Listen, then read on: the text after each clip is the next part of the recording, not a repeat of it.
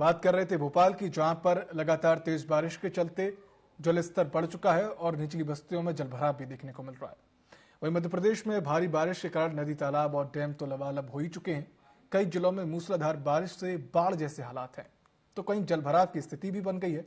मुख्यमंत्री डॉक्टर मोहन यादव भी लगातार मॉनिटरिंग कर रहे हैं। कुछ दिन पहले उन्होंने आपदा प्रबंधन मुख्यालय जाकर राहत कार्यों की समीक्षा भी की थी और अधिकारियों को कई दिशा निर्देश भी दिए थे। फिलहाल आपदा प्रबंधन विभाग पूरी तरह से मुस्तैद है और आपदा प्रबंधन के डीआईजी मनीष अग्रवाल का कहना है कि मुख्यमंत्री के निर्देशानुसार पूरा अमला मुस्तैदी से अपना काम कर रहा है। तो वहीं दूरस्थ जल प्रभावित इलाकों में जन सहयोग भी लिया जा रहा है। बारिश की आपात स्थितियों से निपटने को लेकर की गई तैयारियों को लेकर डीआईजी आपदा प्रबंधन मनीष अग्रवाल से खास बातचीत की हमारे वरिष्ठ संवाददाता प्रिंस गुप्ता ने। मध्य प्रदेश में लगातार बारिश हो रही है और बारिश के चलते कहीं बाढ़ के से डिजास्टर मैनेजमेंट विभाग जो है बहुत मुस्तैद रहता है। एनडीआरएफ, एसडीआरएफ लगातार रेस्क्यू करते हैं। इस मौसम में खास तौर से कई ऐसी जगह होती है जहां पहुंचना भी मुश्किल होता है, लेकिन आपात स्थिति बन जाती है। मध्य प्रदेश में इस वक्त एनडीआरएफ, एसडीआरएफ और डिजास्टर मैनेजमेंट किस तरह से सारी चीजों को मैनेज कर रहा है, उस विषय पर बातचीत करने के लिए हमारे साथ हैं खास तौर से डीआईजी साहब मनीष अग्रवाल जी। उनसे हम बात करते हैं। सर, इस वक्त अगर मध्य प्रदेश की बात करें तो किस तरह के हालात हैं और किस तरह से डिजास्टर मैनेजमेंट इन सारी चीजों को मैनेज कर रहा है, क्योंकि बारिश बहुत हो रही है और हालात कई जगहों पर खराब भी हैं। हमने जिला स्तर पर एक टीम बनाई है, डीआरसी डिजास्टर रेस्पॉन्स सेंटर है। वो पहले से तैनात रहती है, क्योंकि अगर बारिश लगातार होगी तो मार्ग अवरुद्ध हो जाएगा। आम पब्लिक को परेशानी तो होती है, हमारी जो टीम है उसको भी परेशानी होगी। इसके मद्देनजर हमने पहले से ही डीआरसी टीम को वहाँ तैनात किया है। वो तो काम करती है। एक तो हमारी वार्निंग सिस्टम जो है हमारा, वो लगातार चलता रहता है उनके माध्यम से। दूसरा, अगर कोई कैजुअलिटी होती है इस बीच में तो तत्काल वो एक्शन में आती है। तो डीआरसी हमारे जो संभावित स्थान है, जहाँ जहाँ जल भराव होता है, जहाँ जहाँ नदी का स्तर बढ़ जाता है, तो वहाँ पर हमारी डीआरसी काम करती है। इसके अलावा डीआरसी के अलावा क्यूआरटी क्विक रेस्पॉन्स टीम है, वो भी मूव करती है डीआरसी के बुलाने पर। यदि डीआरसी की टीम छोटी है, कम पड़ जाती है, तो हमारी क्यूआरटी की टीम तत्काल मूव करती है। तो हमने दोनों टीमों में, क्यूआरसी की टीम में और डीआरसी की टीम में, हमने गोताखोर यानी डीप डाइवर्स और स्विमर्स अच्छे रखे हैं। इनकी ट्रेनिंग भी अच्छे स्तर पर कराई है हमने। तो कुल मिला के जहाँ जहाँ कैजुअलिटी की सूचनाएं आ रही हैं तो वहाँ पर तत्काल मूव कर रही है और वार्निंग भी दे रही है। इवन बहुत सारे ऐसे भी रेस्क्यू किए गए जहाँ लाइव लोग हैं, उनको बचाया गया है।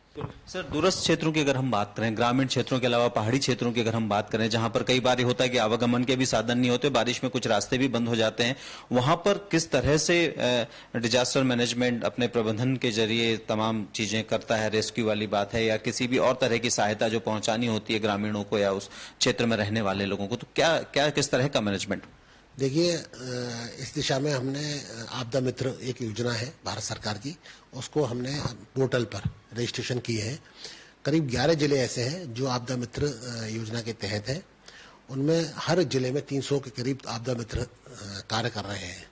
उसमें एनसीसी, स्काउट्स, गांव के लोग हैं, यानी जो पंचायत के हैं उन लोगों को, जो अच्छे जितने भी जो इस दिशा में वॉलंटियर्स हैं, सबको रजिस्ट्रेशन हमने किया है। उनकी ट्रेनिंग भी दी है और उनको किट भी दी है ट्रेनिंग के साथ साथ। तो वो अगर आकस्मिक स्थिति में वो खुद भी रेस्क्यू कर सकते हैं। वो दक्ष है। हमारी टीम यदि नहीं पहुंच पाती तो वो खुद भी ऐसा कर सकते हैं। लेकिन मेरा ये कहना है कि हमने वो गुंजाइश भी कम छोड़ी है कि आपदा मित्रों के भरोसे छोड़ दें। हमने अपने स्तर पे अपनी तैयारी पूरी कर रखी है, लेकिन आपदा मित्र का भी सहयोग ऐसी जगहों पे ले रहे हैं। जी बिल्कुल, यानी कि आपकी तैयारी पूरी है और आपकी जो फोर्स है वो पूरी मुस्तैद है। लेकिन फिर भी लोगों से क्या कहना चाहेंगे, किस तरह से इस तरह की आपात स्थिति से बचें? अगर तुरंत भी उनको रेस्क्यू नहीं मिलता या कोई सेवा ऐसी नहीं मिल पाती इमीडिएट, तो क्या क्या कर सकते हैं और किस तरह से इन चीजों से बचा जा सकता है जो आपात स्थिति बनती है बारिश के हालातों में? देखिए, लोगों को अनुमान जो है वो ये रहता है कि मैं कोशिश करके देखूं, शायद मैं रपट पार कर लूं, शायद मैं जो नाला बह रहा है उसको क्रॉस कर लूं। ये इस प्रकार का जो दुस्साहस है पानी में जाने का, बहुत ही गंभीरता का रूप ले लेता है। तो हमें ऐसी चीज़ों को से बचना चाहिए।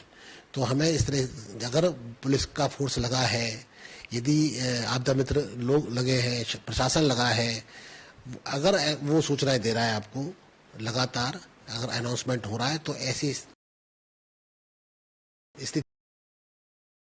करें और प्रशासन का सहयोग करें, जिला प्रशासन का सहयोग करें, होमगार्ड के जो लोग लगे हुए हैं, एसडीआरएफ के लोग लगे हैं, जो जो चेतावनी जारी हो रही है उनका सबका सहयोग करें।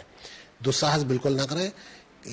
पानी में कभी भी जल स्तर बढ़ जाता है, तो ऐसी स्थिति में हमारा जो अनुमान है कि हम पार हो जाएंगे, वो गलत साबित हो जाता है। जी, बिल्कुल सही बात कही आपने। तो ये तो थे आपदा प्रबंधन के डीआईजी मनीष अग्रवाल जी, जिन्होंने बताया कि किस तरह से पूरी तरह से आपदा प्रबंधन को लेकर तैयारियां हैं और पूरी कोशिश की जाती है कि इस तरह की स्थिति ना बने, लेकिन फिर भी आम जन भागीदारी को भी सुनिश्चित किया गया है जहां जहां हो सकता है।